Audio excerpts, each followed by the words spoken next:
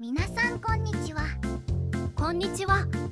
今日からぼちぼちみんなが大好き家についてお勉強してくぞ。きゃみんなだって息がいいのが好きでしょ。ツナ缶より刺身、ふむふむ。ドライフルーツよりフレッシュなフルーツ、確かにカニカマよりもカニでしょ。私カニカマ派。何よ。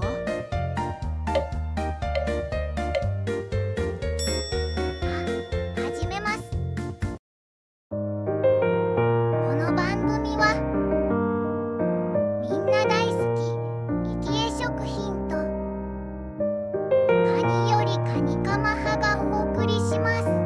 ちょっといいでしょ、別に。コオロギ飼育、それは茨の道である。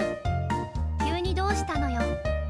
いや、ヤモリたちって長生きだから始めたんだけど、簡単に育つと思ってたら思った以上に難しかったのだ。聞いておくれよ、コオロギ飼育の失敗の数々を。わかったわ。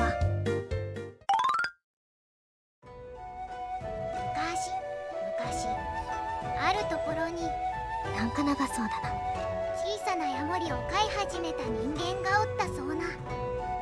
ヤモリのためにヨーロッパへコオロギを飼った人間がずっと飼うならとコオロギの繁殖を試みたそうな。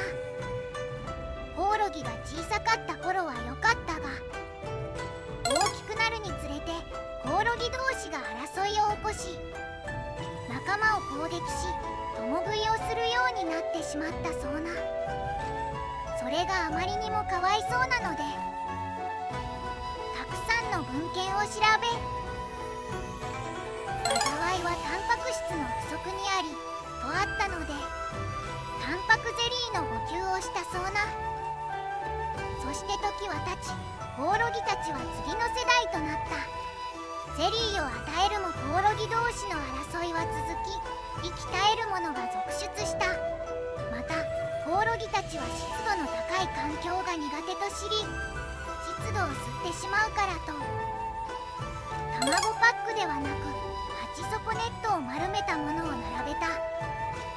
その後除湿剤や除湿シートをするも、美味しそうなコオロギには遠く及ばず、見た目が鰹節のようなスカスカしたコオロギとなった。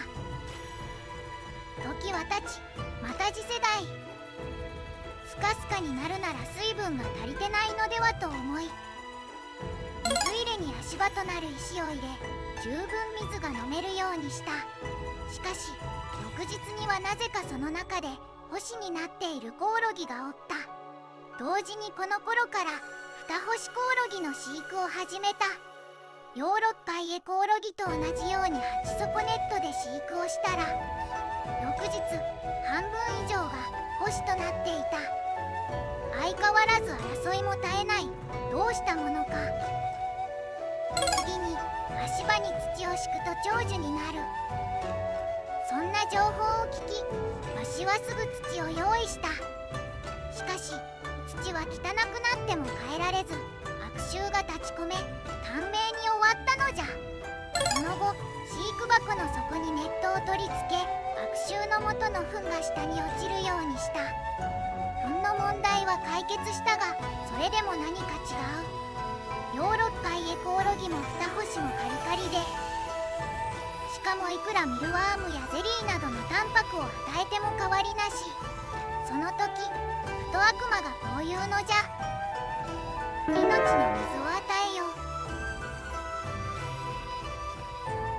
でもそれは今までと全く逆の行いである。全滅の危険があり、とても怖かった。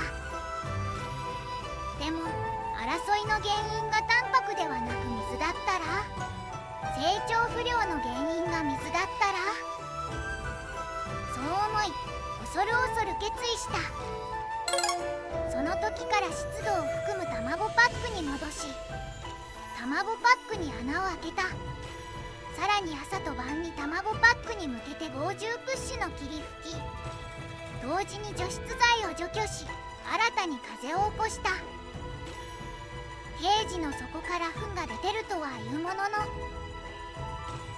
たしてアンモニアというガスはこもっていないのだろうか。公衆便所の臭いのが芳香剤や除湿剤ではごまかせないのと同じように、もしかしたらガスは残ったままなのでは。そう思い立ちフタは完全除去、霧吹きをし、24時間送風する生活をしていたら、なんと争いもなくなりカリカリコオロギがいなくなり、平時の床で星になるコオロギが激減したではないか。脱皮不全もほとんどなくなり、目に見えてプリプリになった。プラスチックの鉢底ネットだと水分が残りすぎたけど、霧吹きをしても卵パックだったら適度に湿度を吸ってくれた。そして扇風機で常に空気が循環することで乾燥と湿度のバランスが良くなり、ガス中毒もなくなった。こうして二星も家子も健やかに過ごしましたとさ。まあこんなようにいろいろあったけど、今では近所の爬虫類ショップの店員さんから育て方を聞かれるほどコオロギ飼育が上手になったのだ。おさらいだよ。我が家では風通しを良くするため穴を開けた紙の卵パックを使う。朝晩の霧吹きを卵パックにする。24時間扇風機を回す。これに行き着きました。ただこれってみんなも同じとは限らないかなって思ってる。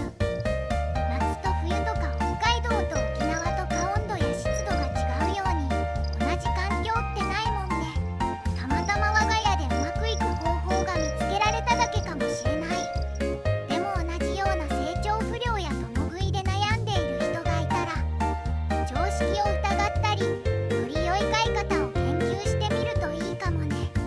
頑張ろう。